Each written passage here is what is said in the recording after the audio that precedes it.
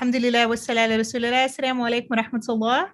So tonight, in recognition of May being Healthy Vision Month, we have a very special and relatable topic tonight for many, which is called Get the Red Out, Managing Eye Allergies 101. Tonight's speaker is a longtime supporter of Imana. It's Dr. Rasha Ali. She obtained her Bachelor of Arts degree in English in summa cum laude from the University of Illinois, Chicago. She also obtained her medical degree from the University of Illinois, Chicago. She completed her residency in ophthalmology at the University of Texas Medical Branch, and then went on to complete a cornea fellowship at the University of Minnesota. Dr. Ali is actually affiliated with Imana since her medical student years. She participated in several international medical mission trips, one of which was Save Rohingya in Bangladesh and the Operation Save Site Cataract Surgical Mission in Jordan. She currently works in Arlington Heights, Illinois at a private practice, and she treats many ophthalmic conditions, including diabetic eye disease, ocular surface disease, or dry eye, glaucoma, and uveitis.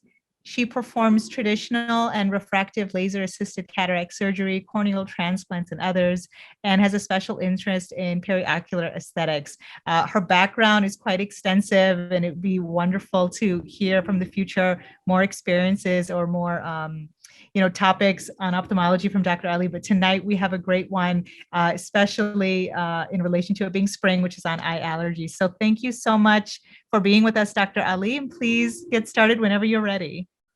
Assalamu alaikum, Dr. Khan and the Imana audience. Thank you for that very kind introduction and for spending some time with me on Friday night on the start of a long weekend. I hope that everybody is healthy and doing well and vaccinated. And I hope to just share a few pointers on how to manage ocular allergies with you all and to explain it a little bit better.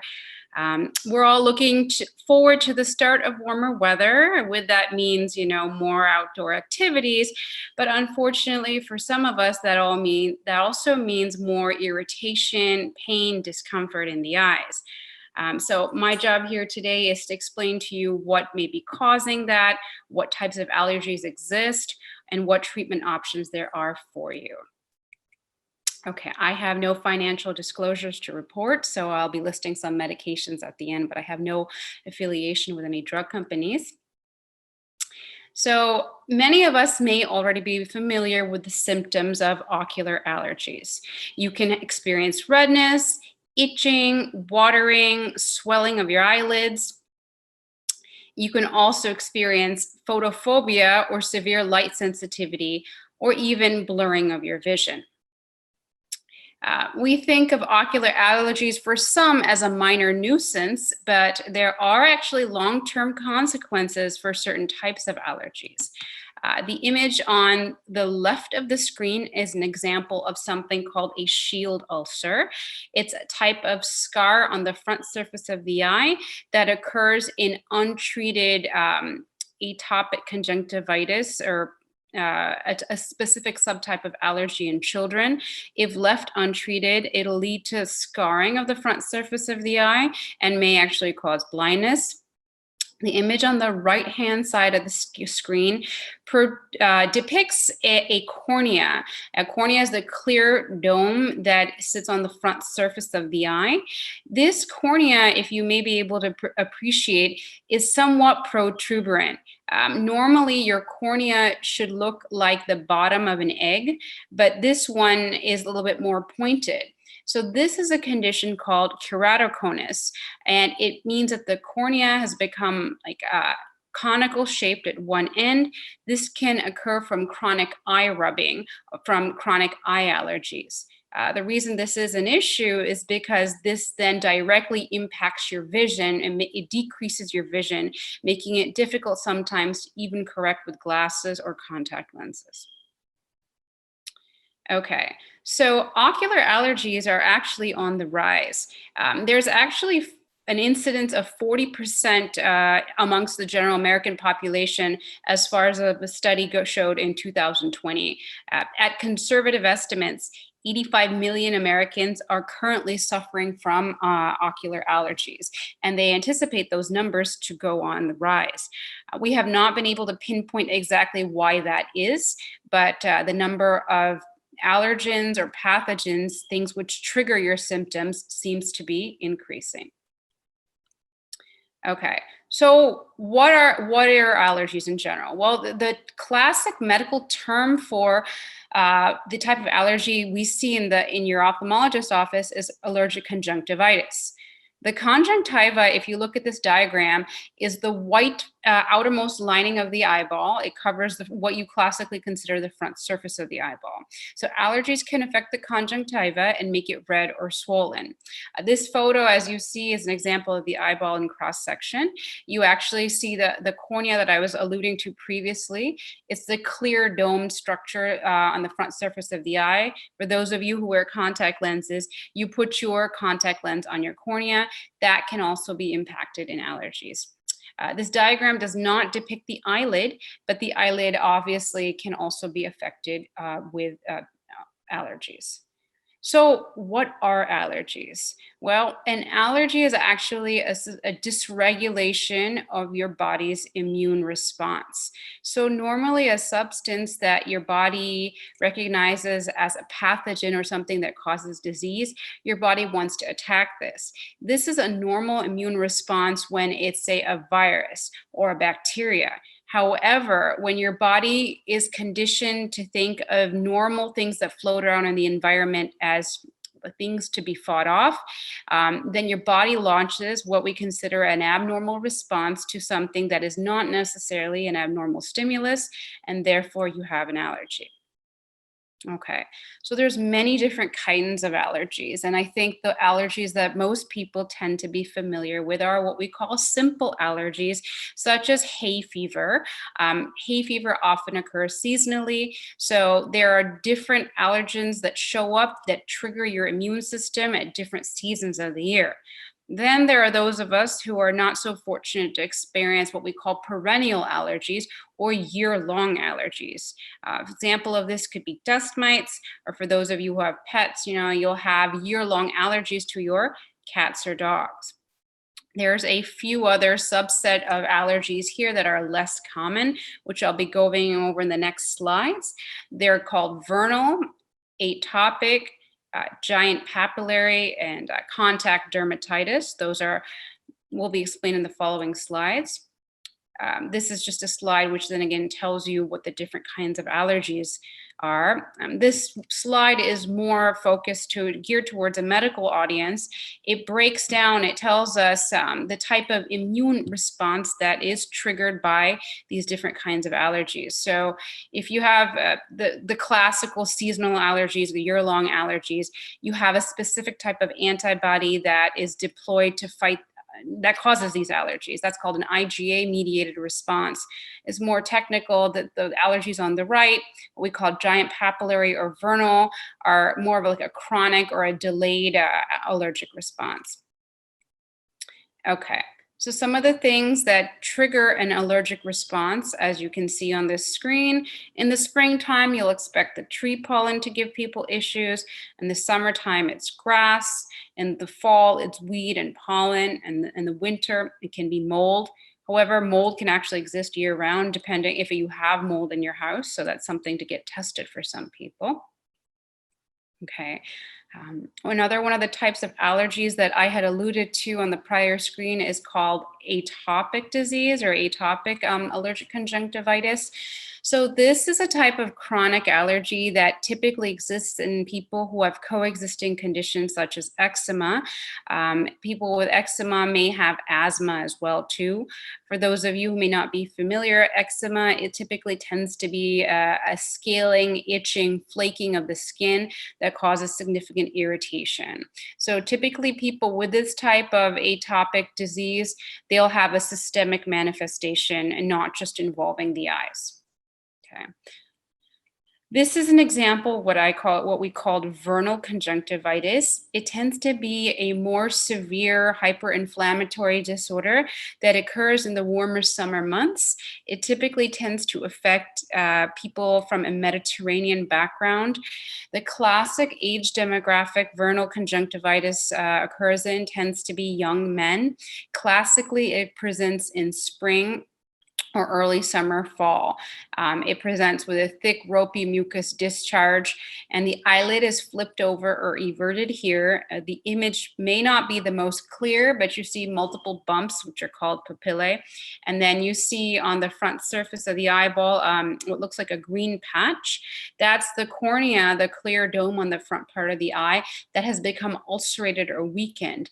That green is actually a dye called fluorescein dye, which is uptaken by the eye when it's damaged, and that shows us the front surface of the cornea has actually been sloughed off as a result of this untreated vernal conjunctivitis. And then the last as an example here, what we call contact dermatitis. Contact dermatitis is a specific type of immune reaction where you just come into basically contact with something that triggers itching or acute irritation. An example of this might be poison ivy. You might have an allergy to nickel, and that can trigger that. For some people, even being around nail polish or certain environmental chemicals can do this. For women, there's increasing numbers of chemicals in your eye makeup as well too. So mascara, eyeliner, any of these things can trigger a contact dermatitis. All right. So then the issue becomes, what goes on? How do we treat this? And obviously there's going to be different type of treatment modalities for the different types of conjunctivitis or the different types of allergies. The first thing I want to stress is that it can actually be difficult to self-diagnose yourself with allergies. So studies or surveys have shown that 10% of the population with eye allergies actually makes it into a doctor's office, and they may actually have other eye issues going on, and they've been diagnosing themselves and treating themselves. So if you find that with the use of simple over-the-counter measures, you've not been able to help yourself, it is time to see the eye doctor, because there are multiple other conditions that can masquerade as allergies, which I will explain later on. So the simple allergies that we talked about that tend to bother the majority of people, the hay fever, if you will, or the allergy, the dust mite allergy, you want to avoid the allergen, right? So the ways to do that is obviously in the spring and summertime, limit your outdoor exposure. If you can, roll up your windows when you're driving. You can get a air purifier put into your home, which really helps. Hypoallergenic coatings to your pillows, changing out your clothing when you go outside and come back indoors. Now, understandably, it's not always possible to avoid the allergen, right? So for people with really severe ocular allergies who have been formally diagnosed, they may actually need to consider seeing an allergist. And the allergist can determine what it is that you're actually allergic to. And the way they do that is with either skin prick testing or blood allergy testing. According to which school of thought you listen to, one or the other types of testing tends to be more accurate. Skin prick testing tends to be a little bit more comprehensive.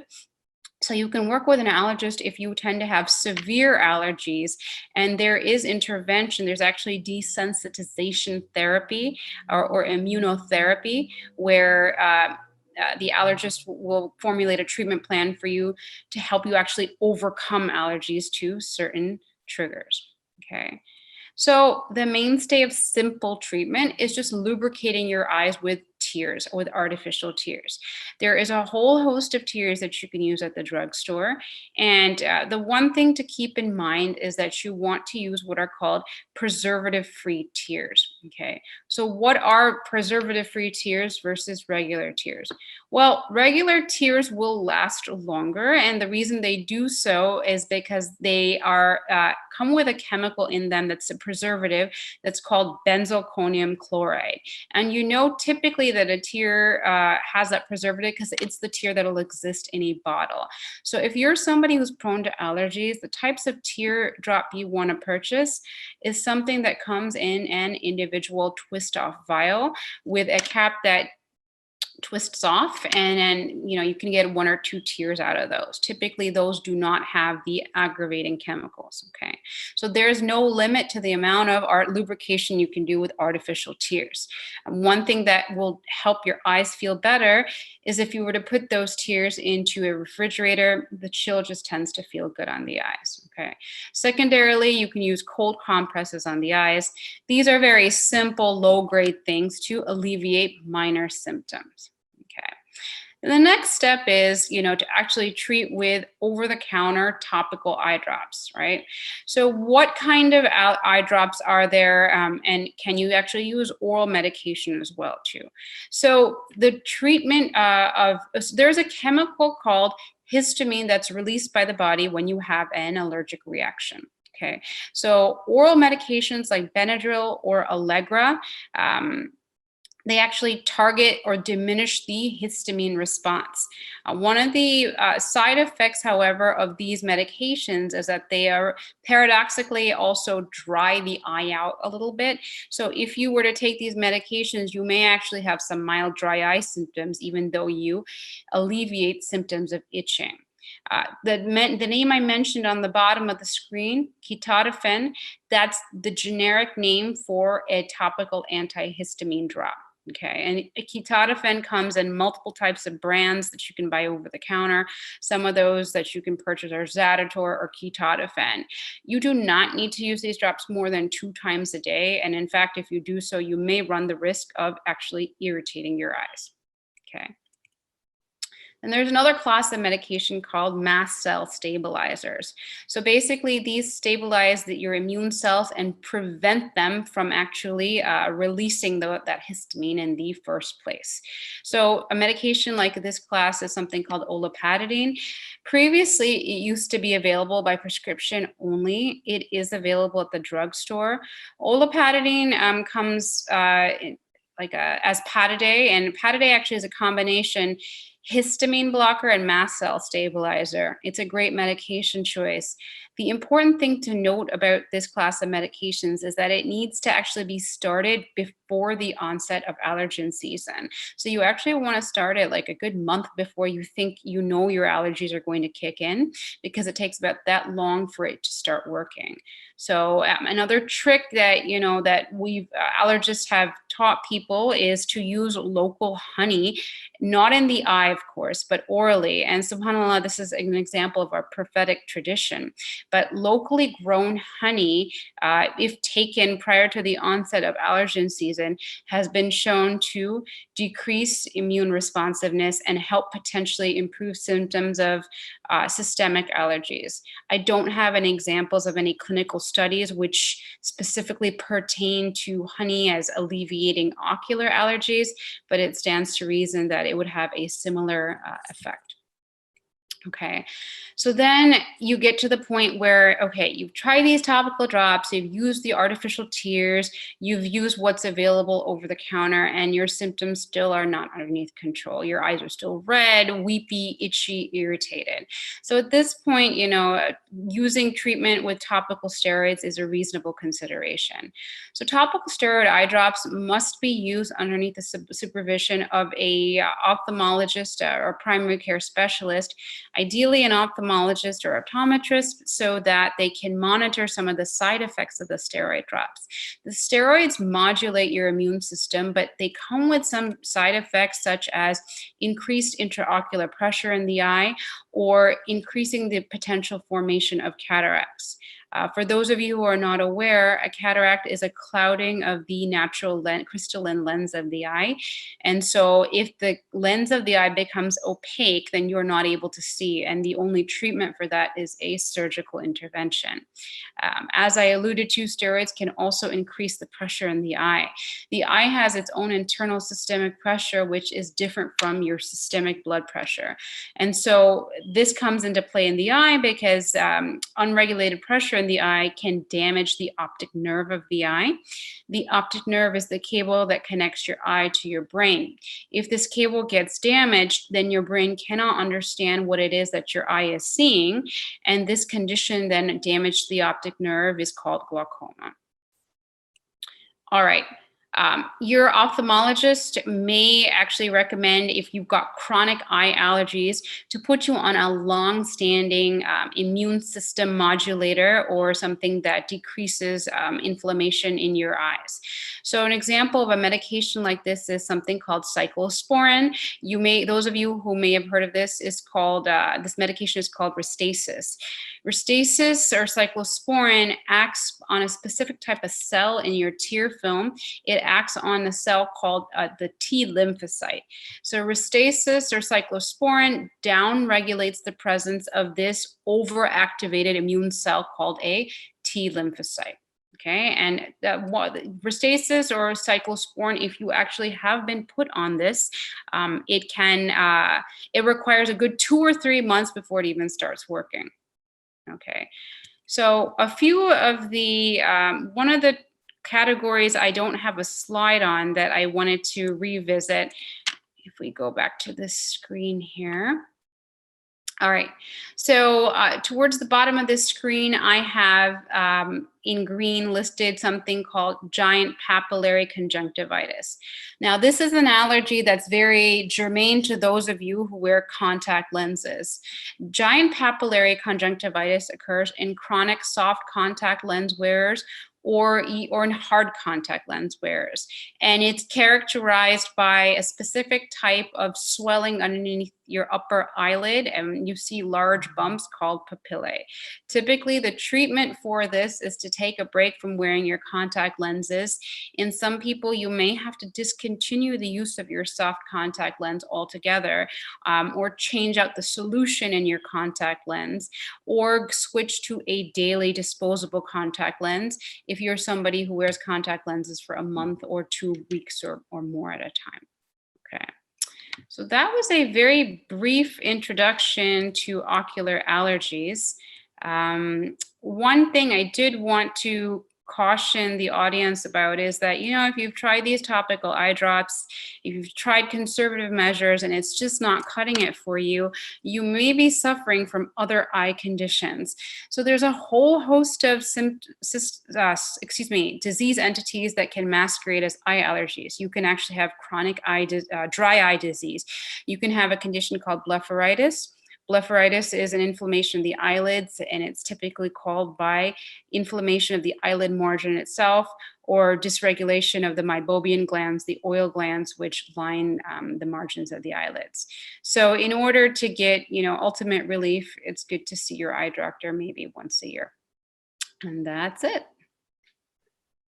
Thank you so much, Dr. Ali. This was actually quite fascinating, especially when you discuss the long-term consequences. I think most of us deal with eye allergies, especially in the spring. And this is something that's been recent for me in the last few years. And the itchiness is something which I kind of didn't think too much about the consequences of. And I just kind of ride it out and think, oh, it'll be over in a couple of weeks. But forget to think how this could actually be quite consequential. Another thing is that my son has eczema, and so he deals with eye allergies seasonally. And some of the things that we do are some of the things that you mentioned, the cold compress, we do oral local honey. In regards to some of the other treatment options that you mentioned, what do those look like for kids? Is this something which is safe for kids? Is this something in which, like, for example, the preservative-free tears, that's something that that kids can do, as well as the other medications? Sure. So one good thing about allergies in children is that they often commonly outgrow them, which is great unless you have the subset of allergies, what I referred to previously called vernal conjunctivitis. Vernal typically manifests when they're in their late teens anyways. So yes, most of the topical drops are safe for children, including the topical antihistamine drops, such as ketotifen or olopatadine that I mentioned previously. What is not necessarily safe for children is long-term use of topical steroids, because kids are more likely to develop a cataract more quickly if the steroids are used more long-term in them. If they are having chronic symptoms, the medication that I mentioned called cyclosporin, it's technically off-label for allergies at this point in time, but it is a useful adjunctive that you can safely use in kids for the long term. I found from personal experience that actually a home like pure air purifier really can make a big difference. So that's something to consider too. Okay, that's good to know. Yeah. The other question that is being asked is in regards to, you mentioned lastly about a dry eye syndrome, that there could be dry eye disease, and it could be Sure. this thought that rather than it being due to allergies, what are some ways that a person can kind of decipher if they have an eye allergy versus it actually being a dry eye disease? So that's what I'm saying. That's where it can be difficult to figure out what's actually causing what, because allergies can actually fuel or worsen pre-existing dry eye. Okay, and dry eye and allergies both can present with foreign bodying sensation, irritation in the eyes feeling gritty or sandy. So it may be difficult for you to tease out on your own. You can try, just go ahead and start by simple artificial tears. If that takes care of your symptoms, good, so be it. If that doesn't cut it, then I would try the topical antihistamine drops, or the topical over the counters, like we alluded to previously. If that's still not cutting it at that point, and you're finding yourself still struggling, that's the point to go ahead and see someone for further intervention, further assistance. One unique thing that eye allergies present with can be sticky mucus discharge. Particularly if you have chronic eye allergies, you may find that you're accumulating stringy mucus that accumulates at the inner corners of your eyes. So that could be a sign of chronic eye allergies, or in contact lens wearers, a sign of allergic contact lens intolerance. Okay. And then what about allergy shots for those who maybe have the perennial, the chronic, or they are looking to avoid the topical steroid eye drops? What are your thoughts on using an allergy shot? Do those work for eye allergies? They do, because actually, so the eyes are actually more prone to an allergic response than the rest of the body. And the reason being is that there's no protective barrier covering the eye.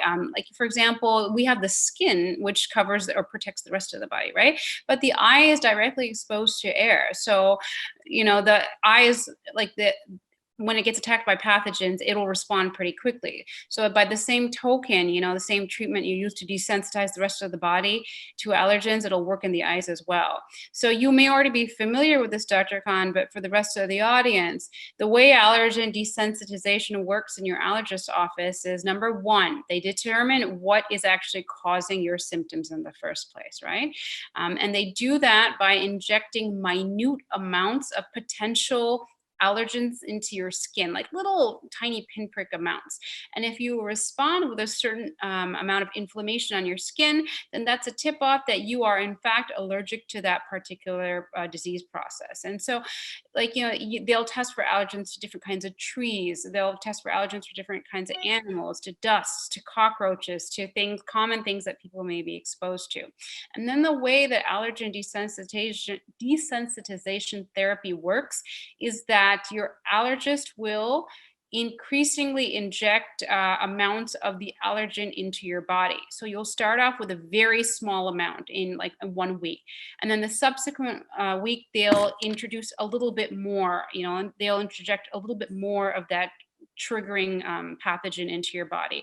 And they keep injecting, so your body slowly learns to tolerate this pathogen without mounting an exaggerated response to it. Some places have actually begun to offer dissolvable pellets or sublingual therapy, basically stuff that you can dissolve underneath your tongue. And that is available to get you desensitized to very specific kinds of allergens. I believe that's available for ragweed or pollen, but I defer to my allergist colleagues to give us more information on that. Yeah, thank you so much. That really does make a lot of good clarification. We do have one last question, if you wouldn't mind. It's actually in regards to a different topic about arcus senilis, which is the cholesterol that can build up, the deposits that can build up by the eye. We had a question about someone asking for males under 50 who present with arcus on the cornea. Is this a risk factor for coronary vascular disease? Well, it's classically associated with hyperlipidemia or high cholesterol. So if you're under the age of 50 and you have dense arcus, then you should probably get your lipid panel tested. And obviously many times people who have high lipids are prone to cardiovascular disease. So that's the correlation there. There is a subset of people who just develop this familially, meaning there's a genetic component, but by and large, conventional teaching is that if you're under 50 and you see that arcus, just go ahead and get a lipid profile and then take it from there. Great. Thank you so much, Dr. Ali. We really appreciate it. We would love to have you back in the future for another ophthalmology related discussion. If you wouldn't mind coming back, it would be wonderful to have you. Thank you so much for having me. And I hope everybody has a great long weekend and take care. Thank you so much. Assalamu alaikum wa rahmatullah. Wa alaikum salam.